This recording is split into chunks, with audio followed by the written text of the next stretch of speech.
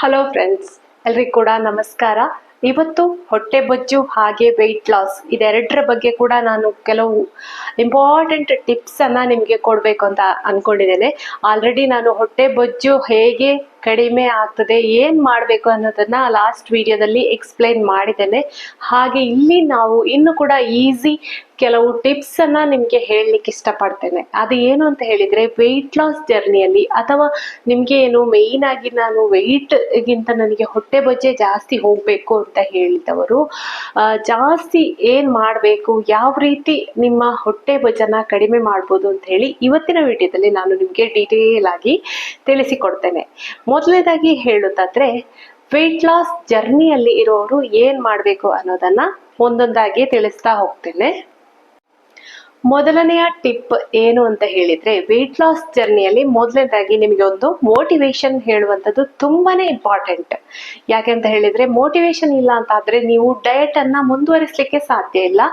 ಅಥವಾ ಮುಂದೆ ಏನು ವೆಯ್ಟ್ ಲಾಸ್ ಮಾಡಬೇಕು ಅಂತ ಹೇಳುವ ಒಂದು ಮೋಟಿವೇಶನ್ ಅಥವಾ ಹಠ ನಿಮ್ಮಲ್ಲಿ ಇರಲೇಬೇಕು. ಅದು ಒಂದು ಮೇನ್ ಪಾಯಿಂಟ್ ಅಂತ ಹೇಳಬೇಕು.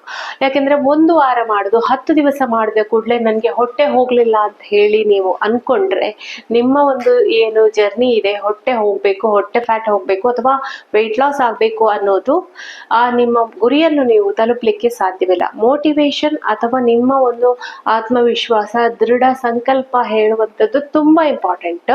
ಅದು ಈ ನಮ್ಮ ಒಂದು ವೆಯ್ಟ್ ಲಾಸ್ ಜರ್ನಿ ಅಂತಲ್ಲ, ನೀವು ಯಾವುದೇ ಕೆಲಸ ಮಾಡೋದೇ ಆಗ್ಲಿ, ನಿಮ್ಮಲ್ಲಿರುವ ಒಂದು ಆತ್ಮವಿಶ್ವಾಸ ಇರ್ಬೋದು, ದೃಢ ಸಂಕಲ್ಪ ನಾನು ಮಾಡಿಯೇ ಮಾಡ್ತೇನೆ ಹೇಳುವ ಒಂದು ವಿಶ್ವಾಸ ಹೇಳುದು ತುಂಬಾನೇ ಇಂಪಾರ್ಟೆಂಟ್. ಅದು ವೆಯ್ಟ್ ಲಾಸ್ ಜರ್ನಿಯಲ್ಲಿ ಇರ್ಬೋದು ಅಥವಾ ನಿಮ್ಮ ಯಾವುದೇ ಕೆಲಸದಲ್ಲಿ ಕೂಡ ಆದ್ರೂ ಆಗಿರ್ಬೋದು.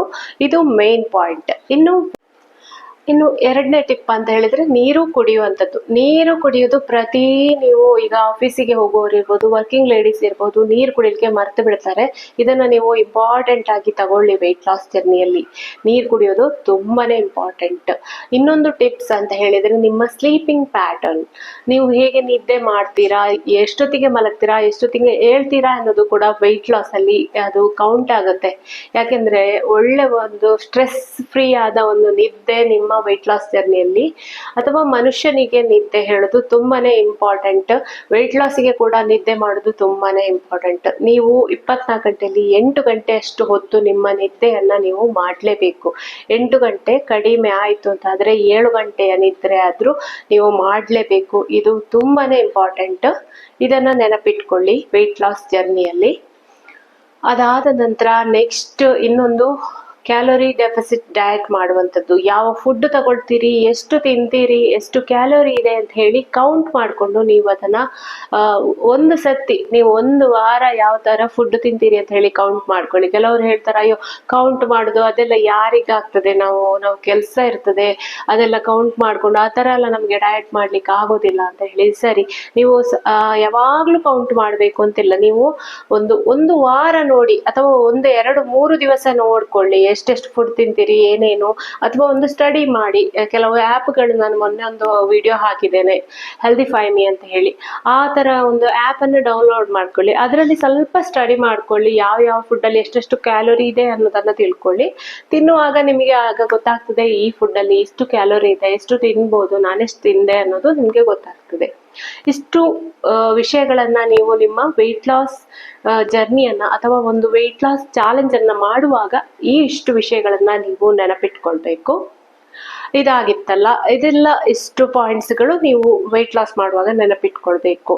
ಇನ್ನು ಹೊಟ್ಟೆ ಫ್ಯಾಟ್ ಇದೆ, ಸೊಂಟದ ಫ್ಯಾಟ್ ಇದೆ, ಜಾಸ್ತಿ ಬೊಜ್ಜು ಇದೆ, ತುಂಬಾ ವೆಯ್ಟ್ ಇದೀರಾ ಅಂತ ಆದ್ರೆ ನೀವು ಮಾಡ್ಬೇಕಾದ ಅಂದ್ರೆ, ಈಗ 90 kg ಇದೆ, ಮತ್ತೆ ಹೊಟ್ಟೆನೆ ತುಂಬಾ ಫ್ಯಾಟ್ ಇದೆ, ಸೊಂಟ ಜಾಸ್ತಿ ದಪ್ಪ ಇದೆ ಅಂತ ಹೇಳಿ ಇದ್ರೆ, ಅಂತವ್ರು ನೀವು ಮಾಡ್ಬೇಕಾದ ಮುಖ್ಯ ಅಂಶ ಅಂತ ಹೇಳಿದ್ರೆ, ತುಂಬಾ ಆಕ್ಟಿವ್ ಆಗಿ ಇರುವಂತದ್ದು. ಕೂತಲ್ಲೇ ಕೂತ್ಕೊಳ್ಬಾರ್ದು. ಆಫೀಸ್ ವರ್ಕ್ ಇದೆ ನನ್ಗೆ, ಕೂತಲ್ಲೇ ಕೂತ್ರೆ ಏನ್ ಮಾಡೋದು, ಕೆಲಸ ಆಗ್ಬೇಕಲ್ಲ, ಕೆಲಸ ಮಾಡ್ಬೇಕಾದ್ರೆ ನಾವು ಕೂತಲ್ಲೇ ಕೂತ್ಕೊಳ್ಬೇಕು ಅಂತ ಹೇಳಿ ಹೇಳ್ತಾರೆ. ಆದ್ರೂ ಕೂಡ ನೀವು ಏನು ನಿಮ್ಮ ಒಂದು ಹೊಟ್ಟೆ ಫ್ಯಾಟ್ ಜಾಸ್ತಿ ಬರಬಾರ್ದು, ಇನ್ನೂ ಕೂಡ ಜಾಸ್ತಿ ಆಗ್ಬಾರ್ದು ಅಂತ ಇದ್ರೆ, 1 ಗಂಟೆಗೊಮ್ಮೆ ಅಥವಾ ಅರ್ಧ ಗಂಟೆಗೊಮ್ಮೆ ಒಂದು ಸತಿ ಆದ್ರೂ ಎದ್ದು ಆ ಕಡೆ ಈ ಕಡೆ ಹೋಗಿ. ಮತ್ತೆ ನಿಮ್ಗೆ ಎಲ್ಲಾದ್ರೂ ಹೋಗ್ಬೇಕಾದ್ರೆ ಕೆಳಗೆಲ್ಲ, ಈಗ ಆಫೀಸಿಗೆ ಹೋಗುವವರಾದ್ರೆ ಮಧ್ಯಾಹ್ನ ಲಂಚಿಗೆ ಹೋಗುವಾಗ ಎಲ್ಲ ಆರ್ಡರ್ ಮಾಡ್ಕೊಂಡು ತಿಂತೀರಿ ನೀವು ಎಲ್ಲವೂ ಸಹ. ಕೆಲವೊಮ್ಮೆ ಟಿಫಿನ್ ತಂದಿರೋದಿಲ್ಲ, ಆರ್ಡರ್ ಮಾಡ್ಕೊಂಡು ತಿಂತೀರಾ. ಆ ಆರ್ಡರ್ ಮಾಡ್ಕೊಂಡು ತಿನ್ಬೇಡಿ. ಅದೇ ಹೋಟೆಲಿಗೆ ಹೋಗಿ ನೀವು ಊಟ ಮಾಡ್ಬೇಕು ಅಂತ ಇದ್ರೆ ಕೂಡ ಎಲ್ಲಿ ಹೋಟೆಲ್ ಇದೆ, ಪಕ್ಕದ ಹೋಟೆಲ್ ಇದೆ, ಮಧ್ಯಾಹ್ನ ನಡ್ಕೊಂಡು ಹೋಗಿ ಊಟ ಮಾಡಿ ಬನ್ನಿ. ಎಲ್ಲರೂ ಕೂಡ ವೆಹಿಕಲ್ ಎಲ್ಲ ಇದೆ, ವೆಹಿಕಲ್ ಅಲ್ಲಿ ಹೋಗ್ತೀರಾ, ಅದು ಸ್ವಲ್ಪ ಡಿಸ್ಟೆನ್ಸ್ ಇದೆ ಅಂತ ಹೇಳಿದ್ರೆ ಮಧ್ಯಾಹ್ನ ಎಲ್ಲ ನಡ್ಕೊಂಡು ಹೋಗಿ ನಡ್ಕೊಂಡು ಬನ್ನಿ. ಹಾಗೆ ಸ್ಟೆಪ್ಸ್ ಇದ್ರೆ ಲಿಫ್ಟ್ ಅನ್ನ ಯೂಸ್ ಮಾಡಬೇಡಿ, ಅದರ ಬದಲು ಸ್ಟೆಪ್ ಹತ್ಕೊಂಡು ಹೋಗಿ. ಹೀಗೆ ಮಾಡೋದ್ರಿಂದ ಏನಾಗುತ್ತೆ ಅಂತ ಹೇಳಿದ್ರೆ ನಿಮ್ಗೆ ಅಲ್ಲಿ ವ್ಯಾಯಾಮ ಸಿಗ್ತದೆ, ಎಕ್ಸರ್ಸೈಸ್ ಸಿಗ್ತದೆ, ಹೊಟ್ಟೆ ಫ್ಯಾಟ್ ಅನ್ನ ನೀವು ಕಡಿಮೆ ಮಾಡ್ಕೊಳ್ಬಹುದು. ಹಾಗೆ ಈವ್ನಿಂಗ್ ಕೂಡ ವಾಕಿಂಗ್ ಮಾಡಿ, ಆರಾಮ್ಸೆ ವಾಕಿಂಗ್ ಮಾಡಿ. ತುಂಬಾ ವೆಯ್ಟ್ ಇದೆ ಅಂತ ಹೇಳಿದ್ರೆ ಜಾಸ್ತಿ ವಾಕಿಂಗ್ ಕೂಡ ಮಾಡಬಾರ್ದು. ಯಾಕೆಂದ್ರೆ ಜಾಸ್ತಿ ವೆಯ್ಟ್ ಇದ್ದಾಗ ನಿಮ್ಗೆ ಮೊಣಕಾಲಿಗೆ ಪ್ರೆಷರ್ ಬೀಳ್ತದೆ, ಮೊಣಕಾಲು ನೋವು ಎಲ್ಲ ಬರ್ತದೆ.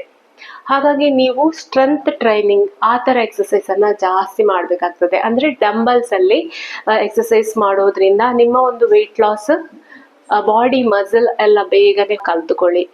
ಸ್ಟ್ರೆಂತ್ ಟ್ರೈನಿಂಗ್ ವಾರದಲ್ಲಿ 2 ರಿಂದ 3 ದಿವಸ ಸ್ಟ್ರೆಂತ್ ಟ್ರೈನಿಂಗ್ ಮಾಡ್ಕೊಳ್ಳಿ. ಆಮೇಲೆ ಕಾರ್ಡಿಯೋ, ಬೇರೆ ವಾಕಿಂಗ್ ಇರ್ಬೋದು, ಜಾಗಿಂಗ್, ಆ ತರ ಎಕ್ಸರ್ಸೈಸ್, ಎಲ್ಲಾ ರೀತಿಯ ಎಕ್ಸರ್ಸೈಸ್ ಅನ್ನ ಕೂಡ ನಿಮ್ಮ ಒಂದು ವೆಯ್ಟ್ ಲಾಸ್ ಜರ್ನಿಯಲ್ಲಿ ಇನ್ಕ್ಲೂಡ್ ಮಾಡ್ಕೊಳ್ಳಿ. ಇದರಿಂದ ನಿಮ್ಮ ಓವರ್ ಆಲ್ ಬಾಡಿಯದ್ದು ವೆಯ್ಟ್ ಲಾಸ್ ಆಗುತ್ತೆ, ಹಾಗೆ ಹೊಟ್ಟೆ ಬೊಜ್ಜು ಕೂಡ ಹೋಗ್ತದೆ.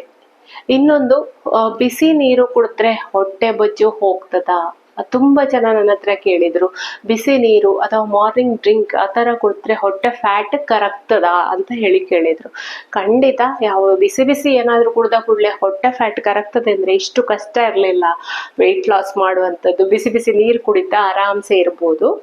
ಆದ್ರೆ ಕೂಡ ನೀವು ಬಿಸಿನೀರು ಅಥವಾ ಮಾರ್ನಿಂಗ್ ಡ್ರಿಂಕ್ ಇದನ್ನ ಕುಡಿಯಿರಿ. ಇದರಿಂದ ನಾವು ತಿಂದಂತ ಆಹಾರ ಜೀರ್ಣ ಆಗ್ತದೆ, ನಮ್ಮ ಮೆಟಬಾಲಿಸಮ್ ಇನ್ಕ್ರೀಸ್ ಆಗ್ತದೆ, ಹಾಗೆ ನಮ್ಮ ಶರೀರದಲ್ಲಿ ಇಮ್ಯುನಿಟಿ ಬೂಸ್ಟ್ ಆಗ್ತದೆ, ಡೈಜೆಷನ್ ಸಿಸ್ಟಮ್ ಹೇಳುವಂಥದ್ದು ಇಂಪ್ರೂವ್ ಆಗ್ತದೆ, ಕಾನ್ಸ್ಟಿಪೇಷನ್ ಅಂತದ್ದೆಲ್ಲ ಸರಿಯಾಗಿರ್ಬೇಕು. ಇನ್ನೊಂದು, ವೆಯ್ಟ್ ಲಾಸ್ ಆಗ್ಬೇಕು ಅಂತ ಹೇಳಿದ್ರೆ ನಾವು ತಿಂದ ಆಹಾರ ಸರಿಯಾಗಿ ಜೀರ್ಣ ಆಗ್ಬೇಕು, ಮಲಬದ್ಧತೆ ಆಗ್ಬಾರ್ದು, ಕಾನ್ಸ್ಟಿಪೇಷನ್ ಆಗ್ಬಾರ್ದು. ಇದೆಲ್ಲ ಆಯ್ತು ಅಂತ ಆದ್ರೆ ಕೂಡ ನಮ್ಮ ವೆಯ್ಟ್ ಲಾಸ್ ಅಲ್ಲಿ ಹೆಚ್ಚು ಕಡಿಮೆ ಆಗ್ತದೆ. ಇದೆಲ್ಲವೂ ಕರೆಕ್ಟ್ ಆಗಿರ್ಬೇಕು ಅಂದ್ರೆ ಬಿಸಿನೀರು ಕುಡಿಬೇಕಾಗ್ತದೆ. ಬಿಸಿನೀರು ಜಾಸ್ತಿ ಕುಡ್ದ ಹಾಗೆ ನಿಮಗೆ ಕಾನ್ಸ್ಟಿಪೇಷನ್ ಹೇಳುವಂಥದ್ದು ಆಗೋದಿಲ್ಲ, ಕಡಿಮೆ ಆಗ್ತದೆ. ಇವತ್ತಿನ ವಿಡಿಯೋದಲ್ಲಿ ಇಷ್ಟೆಲ್ಲ ಟಿಪ್ಸ್ ಕೊಟ್ಟಿದ್ದೇನೆ ನಿಮ್ಮ ಹೊಟ್ಟೆ ಬೊಜ್ಜು ಕಡಿಮೆ ಆಗ್ಲಿಕ್ಕೆ. ಹಾಗೆ ನಿಮ್ಗೆ ಈ ವಿಡಿಯೋ ಇಷ್ಟ ಆಗಿದೆ ಅಂತ ಅನ್ಕೊಂಡಿದ್ದೇನೆ. ಲಾಸ್ಟ್ ವಿಡಿಯೋ ತುಂಬಾ ಜನ ನೋಡಿದೀರಾ, ಖುಷಿ ಆಯ್ತು ನನಗೆ. ಹಾಗೆ ಈ ವಿಡಿಯೋನು ಕೂಡ ಸಪೋರ್ಟ್ ಮಾಡಿ ನೋಡಿ. ನೀವು ಕೂಡ ನಾನು ಹೇಳಿದ ಟಿಪ್ಸ್ ಅನ್ನ ನಿಮ್ಮ ಒಂದು ಲೈಫ್ ಅಲ್ಲಿ ಅಳವಡಿಸಿಕೊಳ್ಳಿ. ಜಾಸ್ತಿ ಕೂತ್ಕೊಂಡೇ ವರ್ಕ್ ಮಾಡಬೇಡಿ. ಹಾಗೆ ನನ್ನ ಚಾನಲ್ ಅನ್ನ ನೀವು ಫಸ್ಟ್ ಟೈಮ್ ನೋಡೋದಂತಾದ್ರೆ ಖಂಡಿತ ಸಬ್ಸ್ಕ್ರೈಬ್ ಮಾಡ್ಕೊಳ್ಳಿ, ಬೆಲ್ ಐಕಾನ್ ಅನ್ನ ಕೂಡ ಪ್ರೆಸ್ ಮಾಡ್ಕೊಳ್ಳಿ. ಯಾಕೆಂದ್ರೆ ನೆಕ್ಸ್ಟ್ ವಿಡಿಯೋದ ನೋಟಿಫಿಕೇಶನ್ ನಿಮ್ಗೆ ಬರಬೇಕು ಅಂತ ಆದ್ರೆ ನೀವು ಚಾನಲ್ ಅನ್ನ ಸಬ್ಸ್ಕ್ರೈಬ್ ಮಾಡ್ಕೊಳ್ಳೇಬೇಕು.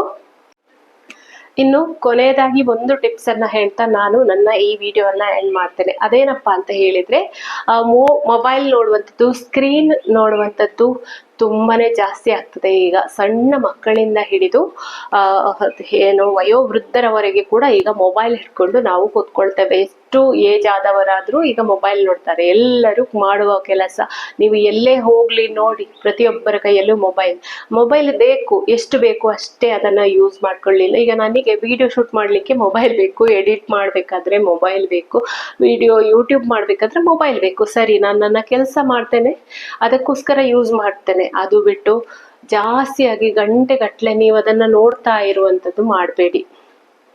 ಈಗ ನನ್ನ ವಿಡಿಯೋಸ್ ನೋಡಿ ಅಂತ ನಾನು ಹೇಳ್ತೇನೆ ಹಾಗಂತ ಹೇಳಿ ಕೆಲವರು ಹಾಗೆಲ್ಲ ತುಂಬಾ ಹೊತ್ತು ಸ್ಕ್ರೀನ್, ಅದರಲ್ಲಿ ವೆಬ್ ಸೀರೀಸ್ ನೋಡೋದಿರ್ಬೋದು, ಸೀರಿಯಲ್ಸ್ ನೋಡೋದಿರ್ಬೋದು, ಅಥವಾ ಬೇರೆ ಏನಾದ್ರೂ ರೀಲ್ಸ್ ನೋಡೋದಿರ್ಬೋದು, ಗಂಟೆಗಟ್ಲೆ ಮೊಬೈಲ್ ನೋಡೋದ್ರಿಂದ ಕಣ್ಣಿಗೆ ಸ್ಟ್ರೆಸ್ ಆಗ್ತದೆ. ಹಾಗೆ ನೈಟ್ ಹೊತ್ತು ಕೂಡ ಲೇಟ್ ನೈಟ್ 1 ಗಂಟೆವರೆಗೆ ಮೊಬೈಲ್ ನೋಡ್ತಾ ಇದ್ರೆ ಕಣ್ಣಿಗೆ ಪ್ರಾಬ್ಲಮ್ ಬರ್ತದೆ. ಅನೇಕ ರೀತಿಯ ಕ್ಯಾನ್ಸರ್ ಮುಂತಾದ ಕಾಯಿಲೆಗಳು ಕೂಡ ಬರ್ತದೆ. ಯಾಕೆಂದ್ರೆ ಮೊಬೈಲ್ ನಲ್ಲಿ ಅಂತಹ ಕಿರಣಗಳು, ರೇಡಿಯೇಷನ್ಗಳು ಇರೋದ್ರಿಂದ ಬೇರೆ ಬೇರೆ ನಾವು ಅನ್ಕೊಳ್ಳದ ಕಾಯಿಲೆಗಳು ನಮಗೆ ಬರುವಂತ ಚಾನ್ಸಸ್ ಇದೆ. ಹಾಗೆ ಕೆಲವೆಲ್ಲ ಕಡೆ ನಾನು ಕೇಳ್ಪಟ್ಟಿದ್ದೇನೆ.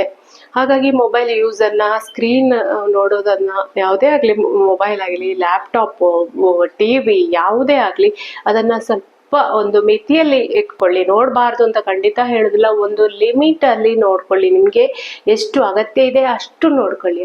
ಹೊತ್ತಿಂದ ಜಾಸ್ತಿ ಆಗಿ ಅದಕ್ಕೆ ಅಡಿಕ್ಟ್ ಆಗಬೇಡಿ. ಮಕ್ಕಳಾದರೂ ಅಷ್ಟೇ, ಈಗ ಸುಮ್ಮನೆ ಆ ಒಂದು ವಿಷಯಕ್ಕೋಸ್ಕರ ಮಕ್ಕಳು ಕೂಡ ತುಂಬಾನೇ ಮೊಬೈಲ್ ನೋಡ್ತಾರೆ, ಸ್ಟಡಿಯಲ್ಲಿ ಹಿಂದೆ ಬೀಳ್ತಾರೆ, ಮೊಬೈಲೇ ನೋಡ್ಕೊಂಡು ಮನೆಯಲ್ಲಿ ಹಠ ಮಾಡ್ತಾರೆ, ಅವರ ಒಂದು ಏನು ದುಶ್ಚಟಗಳು ಜಾಸ್ತಿ ಆಗ್ತಾ ಇರ್ತದೆ. ಹಾಗಾಗಿ ಮೊಬೈಲ್ ಎಷ್ಟು ಬೇಕೋ ಅಷ್ಟೇ ಬಳಕೆ ಮಾಡಿ, ಇದು ಒಂದು ತುಂಬಾ ಇಂಪಾರ್ಟೆಂಟ್ ಥಿಂಗ್ ಅಂತ ಹೇಳ್ಬೋದು. ಹಾಗೆ ನಿಮ್ಮ ಒಂದು ವೆಯ್ಟ್ ಲಾಸ್ಗೆ ಕೂಡ ಇದು ಎಫೆಕ್ಟ್ ಆಗ್ತದೆ. ಹಾಗೆ ಇದು ಕೊನೆಯ ಟಿಪ್ ಅನ್ನು ಹೇಳ್ತಾ ಈ ವಿಡಿಯೋವನ್ನ ಎಂಡ್ ಮಾಡ್ತೇನೆ. ಫ್ರೆಂಡ್ಸ್, ನಿಮಗೆ ಈ ವಿಡಿಯೋ ಇಷ್ಟ ಆದ್ರೆ ಖಂಡಿತ ಲೈಕ್ ಮಾಡಿ, ಹಾಗೆ ಚಾನಲ್ ಅನ್ನ ಸಬ್ಸ್ಕ್ರೈಬ್ ಮಾಡಿ, ಸಪೋರ್ಟ್ ಮಾಡಿ ಅಂತ ಹೇಳ್ತಾ ಇಲ್ಲಿಗೆ ವಿಡಿಯೋನ ಮುಗಿಸ್ತೇನೆ. ಇನ್ನು ಬೇರೆ ಬೇರೆ ವೆಯ್ಟ್ ಲಾಸ್ ಟಿಪ್ಸ್ ಜೊತೆ ಹಾಗೆ ವೆಯ್ಟ್ ಲಾಸ್ ರೆಸಿಪೀಸ್ ಜೊತೆ ನಾನು ಮತ್ತೆ ಬರ್ತೇನೆ. ಅಲ್ಲಿವರೆಗೆ ನಮಸ್ಕಾರ, ಬಾಯ್ ಬಾಯ್, ಟೇಕ್ ಕೇರ್, ಥ್ಯಾಂಕ್ ಯು.